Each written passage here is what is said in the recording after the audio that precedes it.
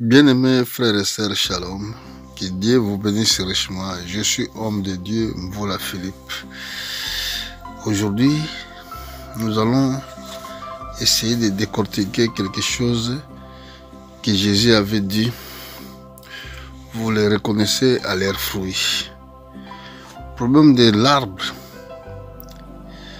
il a commencé depuis le jardin d'Éden, que Dieu avait adressé cette parole.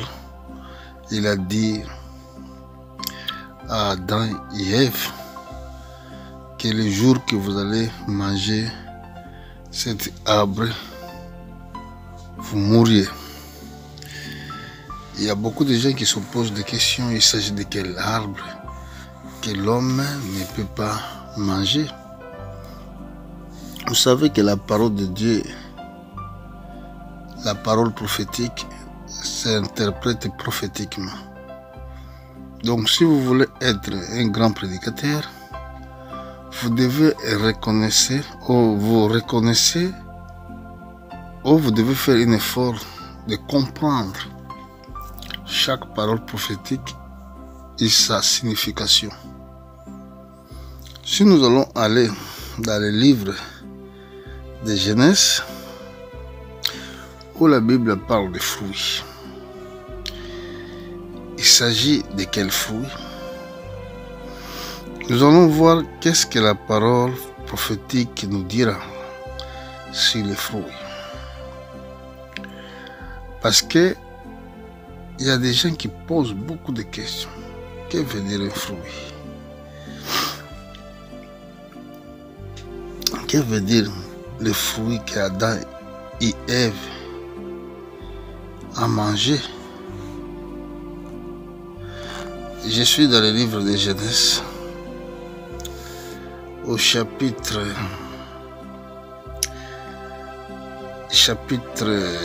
2, ou plutôt, je vais regarder les Écritures, excusez-moi, mais je suis dans le livre de Genèse.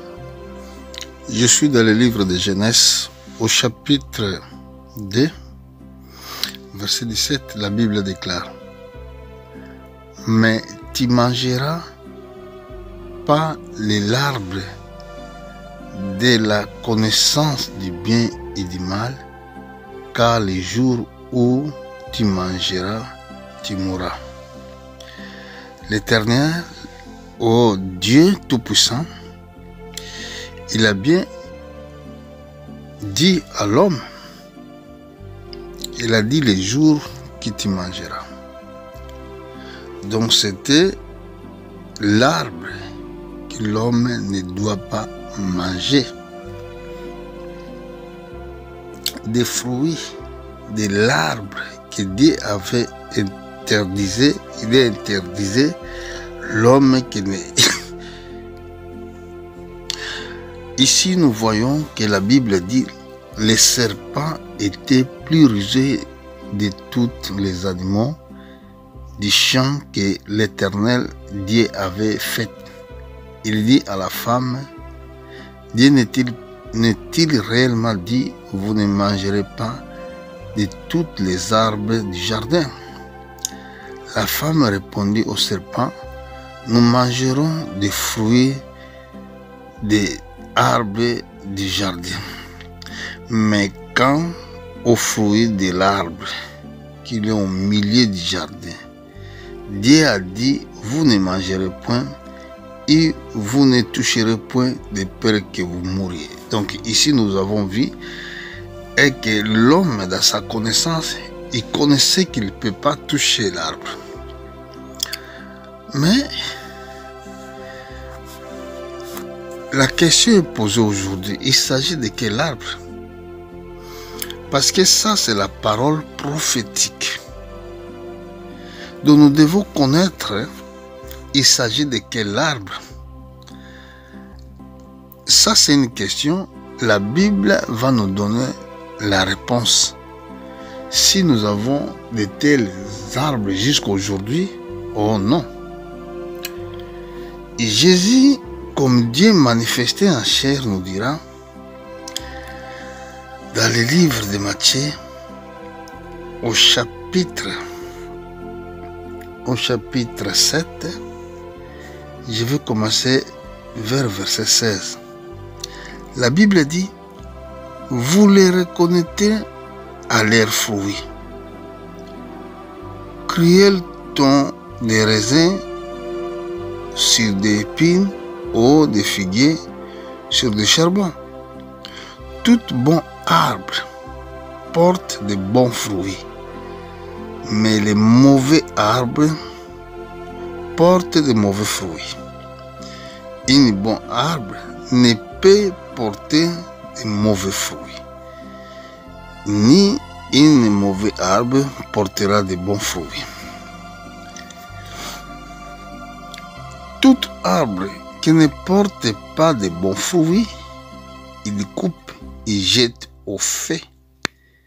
C'est donc à leurs fruits que vous les reconnaîtrez. Bon, je m'arrête d'abord ici. Ici, la Bible nous dit, si réellement je vais commencer vers verset 17, tout bon arbre il porte de bons fruits, mais les mauvais arbres portent de mauvais fruits. Un bon arbre ne peut pas porter de mauvais fruits, ni un mauvais arbre portera de bons fruits. Ici, nous avons vu, il s'agit de l'arbre qui ne peut pas porter de bons fruits, ou un arbre qui ne peut pas porter de bons fruits. Maintenant, là, nous allons suivre la sémence. Parce que Jésus, il ne s'adressait pas aux arbres. Mais c'est une parole prophétique. Jésus s'adressa aux humains. Et quand il parle d'un arbre qui ne pourra pas ou qui ne peut pas porter de bons fruits, pour bien comprendre les pensées du Seigneur, nous allons voir la semence qui a été semée. Il s'agit de quelle semence? La Bible nous dit que la parole de Dieu, c'était une semence qu'on peut les semer dans les champs. Donc, les champs, c'est nos cœurs, où la parole de Dieu il peut être semée. Mais il s'agit de quel cœur où la parole de Dieu doit être semée? Il doit être un cœur bien travaillé, afin qu'il reçoive la parole et que cette parole produise le fruit. Bon, si c'était mauvaise terre où la semence est semée, vous allez voir que cette sorte de croyant qui vient à l'église, qui écoute la parole, mais cette parole ne prend pas l'effet, ou il ne fait rien dans leur cœur. Pourquoi? Parce que c'est un mauvais cœur. Et les fruits, c'est des actes. Et c'est pour cela que la Bible dit, vous les reconnaîtrez. Vous n'avez pas besoin de quelqu'un vous dise que celui-là est un bon chrétien, celui-là est un mauvais chrétien, celui-là est bon croyant, celui-là ne croit pas. Mais vous allez regarder les fruits que l'homme va produire durant toute sa vie. Est-ce qu'il produit des fruits d'un chrétien ou il produit des fruits d'un croyant? La Bible dit, tout arbre qui ne porte pas de bons fruits est coupé et jeté au feu. Il s'agit du feu de l'enfer. Tous les hommes-là qui viennent à l'église, qui écoutent la parole, et que cette parole ne produise rien, il se retrouvera un jour à l'enfer, vouloir comme nous, faisant les efforts au nom. Écoutez la parole de Dieu. La parole de Dieu doit vivre dans nos cœurs. La parole de Dieu doit faire quelque chose dans nos vies. Je vais voir quelque chose que la Bible nous dit.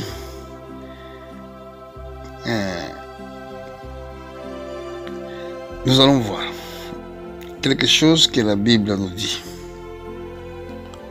Ici, nous sommes dans le livre de Matthieu, au chapitre 21, verset 19.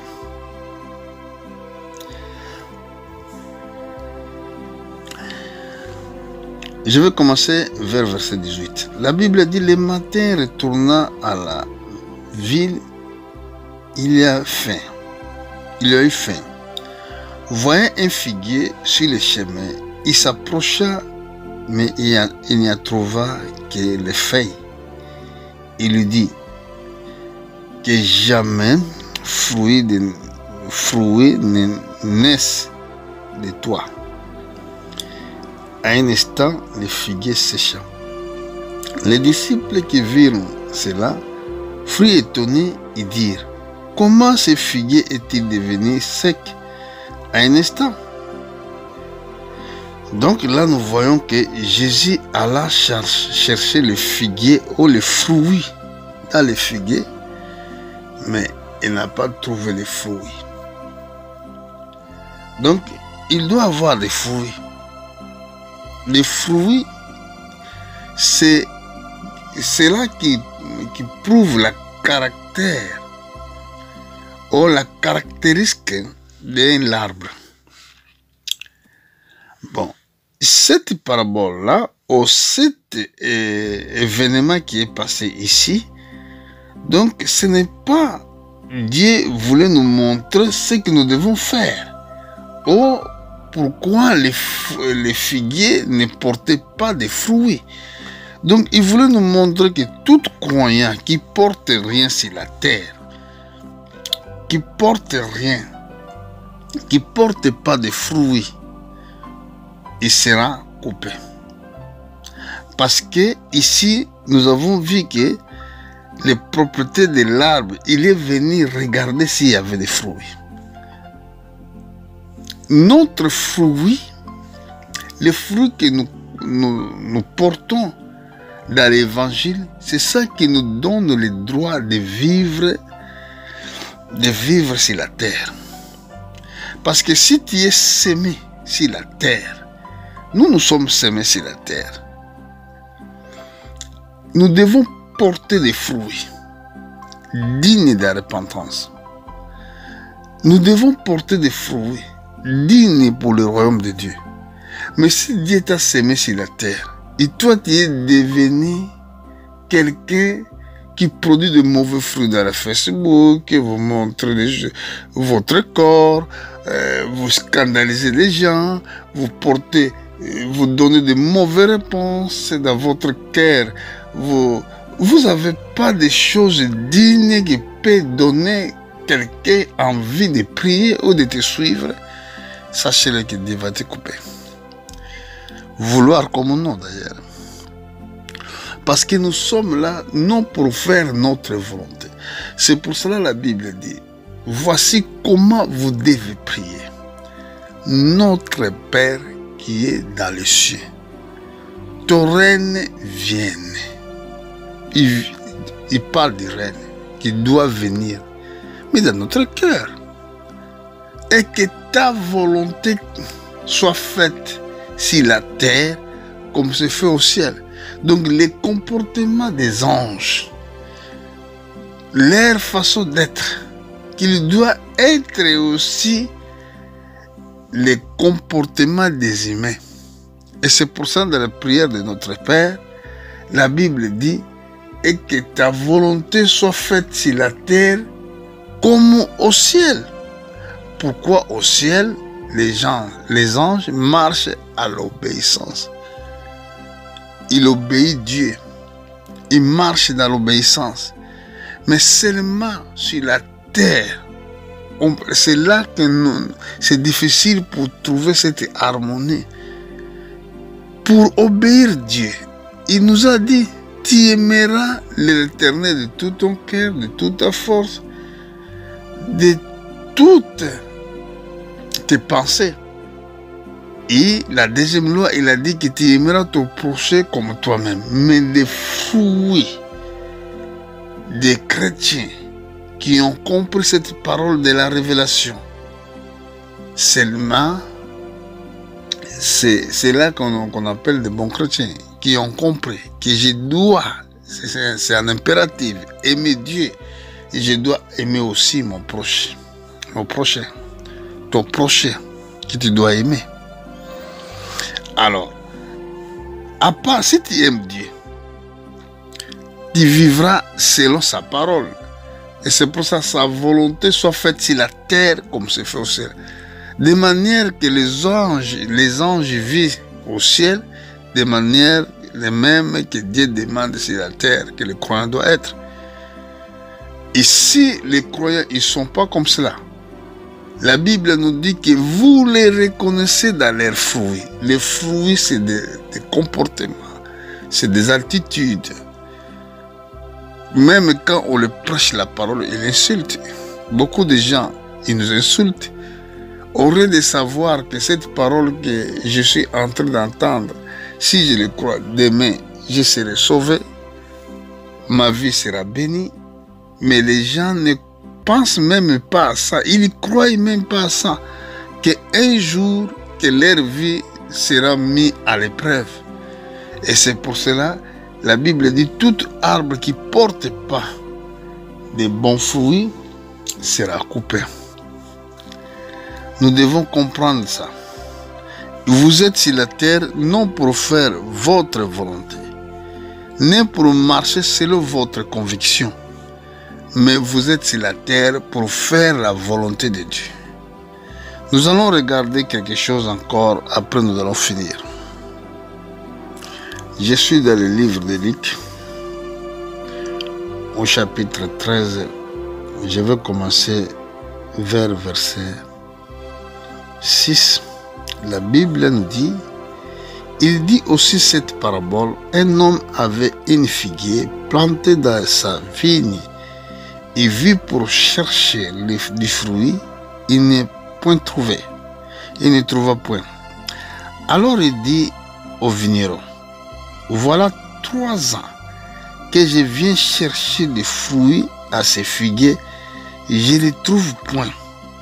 Coupez-les pourquoi et coupe-t-il la terre inutilement? Le vigneron répondit, Seigneur, laissez-les encore cette année. Je creuserai tout autour et je mettrai du fumier. Peut-être à l'avenir il donnera-t-il du fruit, sinon tu le couperas. Le vigneron, il n'a dit pas que je les couperai, sinon tu les couperas. Donc, c'est Dieu qui va couper la vie de quelqu'un qui ne produit pas. Qui ne produit pas ou qui ne donne pas de fruits. Alors, cette figuier que la Bible nous dit ici, c'était image d'un homme qui vit sur la terre, mais sans faire la volonté de Dieu.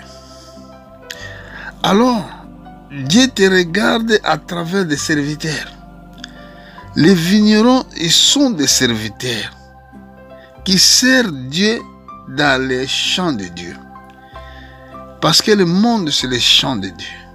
Où les serviteurs, ils sont là jour et nuit. Ils sont en train de nous prêcher la parole de Dieu. Alors, qu'est-ce qu'on voit dans cet arbre? Et que chaque année, les propriétaires des vignes venant pour regarder si ils portaient des fruits. Donc c'est ça le temps que Dieu nous donne dans la vie.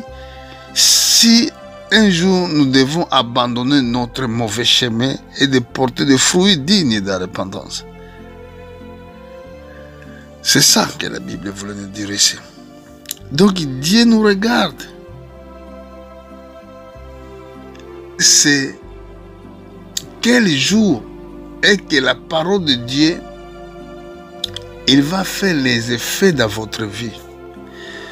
Et pendant que toi, tu continues à vivre, de savoir que demain, je vais continuer à vivre, mais à cause de ton comportement, à cause que tu rejettes la parole de Dieu, c'est là que tu seras mis en difficulté. Demain, Dieu va chercher ta vie. Il va chercher des fruits s'il ne les trouvera pas avec les serviteurs qui portent la parole de Dieu pour te donner la force que tu abandonnes le mal. Un jour, ils vont se fatiguer de prier pour toi. Donc, à ce jour-là, sachez-le bien, il sera ta fin. Parce que nous sommes sur la terre pour produire des fruits. Nous sommes sur la terre pour porter de bons fruits. La Bible dit, porter... Je suis dans le livre de Matthieu chapitre 3, verset 28. Pardon, Matthieu chapitre 3 à partir du verset 7. La Bible dit, Jean était dans les fleuves du Jourdain, c'est là qu'il baptisait. Et le peuple venait pour confesser les péchés, faisant baptiser par lui dans les fleuves du Jourdain. Mais voyant venir à son baptême beaucoup de pharisiens et de Sadducéens, il leur dit, race de vipères. Donc, quand il parle de race de vipères, nous reconnaissons qu'il parlait de quelle vipère? Il parlait des serpents anciens. Il parlait des serpents anciens. Et la Bible nous dit, vous reconnaîtrez ça, chaque arbre à travers de la semence, ou des fruits, pardon. Donc, le fruit, j'avais dit précédemment, est que si l'arbre était mauvais, il était mauvais dès le commencement, dès la semence que l'arbre est mauvais. Et la Bible dit ici, le Jean-Baptiste qui était dans le fleuve, il y baptisait les gens dans le fleuve du Jourdain. Il vit, voyant venir à son baptême beaucoup de pharisiens et de Sadducéens. Il leur dit, race de vipères, qui vous a appris à fuir la colère à venir? Voilà, la colère à venir, c'est les hommes là qui ne veulent pas se convertir. Il y a la colère de Dieu qui vient. Il a dit, produisez donc du fruit digne de la repentance. Et voilà les fruits que nous devons porter. Nous devons se repentir dans notre caractère. Mais ça, c'était parole. C'était dur.